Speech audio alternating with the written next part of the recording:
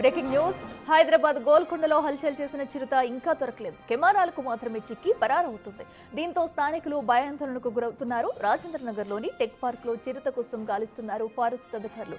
Greyhounds tech park లో బోనులు కూడా ఏర్పాటు చేశారు. చిరుత కోకాపేటలోని వెళ్లలేదని చెబుతున్నారు అధికారులు. అయితే మన గోల్కొండ పరిధిలోని ఇబ్రాహీంబాగ్ మిలిటరీ ప్రాంతంలో రోడ్డు దాటుతున్న దృశ్యాలు సీసీ కెమెరాలో రికార్డయ్యాయి.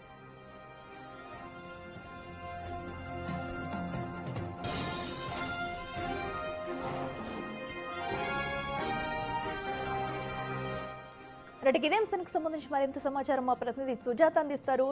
సుజాత, చెప్పండి. అటైతే హైదరాబాద్ లో ఇంకా చిరుత జాడ దొరకలేదు. అయితే కేవలం సీసీ కెమెరాల్లోనే అటు చిరుత జాడ అయితే రికార్డ్ అయింది. సో ప్రస్తుతం ఇంకా తనిఖీలు చేస్తున్నారా? చిరుత కోసం అధికారులు గాలింపు చర్యలు చేస్తున్నారా? డీటెయిల్స్ ఏంటి?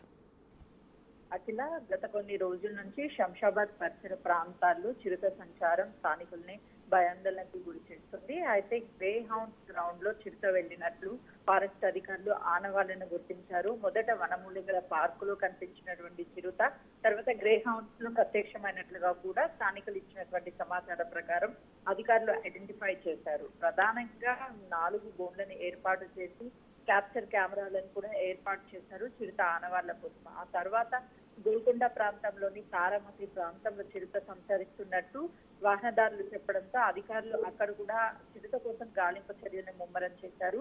అక్కడ చిరుత ఆనవాళ్లు ఎక్కడా కనిపించలేదు. అయితే ఈ రోజు ఉదయం కోకాపేటలో చిరుత సంచరిస్తున్నట్లు కొంతమంది చెప్పినటువంటి సమాచారం ప్రకారం అధికారులు అక్కడ చిరుత కోసం గాలింపు చర్యలు ముమ్మరం చేశారు. అక్కడ వెళ్ళింది చిరుత కాదు, పిల్లి అని చెప్పేసి ఐడెంటిఫై చేశారు. ప్రధానంగా ఇప్పుడు ఈ చిరుత గ్రేహౌండ్ గ్రౌండ్ లోనే ఉన్నట్లు అధికారులు అక్కడ ఏర్పాటు చేసినటువంటి క్యాప్చర్ కెమెరాల ఆధారంగా ఐడెంటిఫై చేశారు. చిరుత ఆచూకీ కోసం ఆ చిరుత ఆనవాళ్లను గుర్తిస్తున్నారు. కానీ చిరుత కోసం ప్రత్యేక బోర్డు ఏర్పాటు చేసి అందులో మేకల్ని వెలగా వేసి పులి కోసం గాలింపు చర్యలు ముమ్మరం చేసినప్పటికీ చిరుత కోసం ఎక్కడా చిరుత అయితే మాత్రం బోన్లకు చిక్కకపోవడంతో అధికారులు 24/7 కూడా 24 గంటలు ఆ చిరుత కోసం అయితే గాలింపు చర్యలు ముమ్మరం చేశారని చెప్పుకోవచ్చు.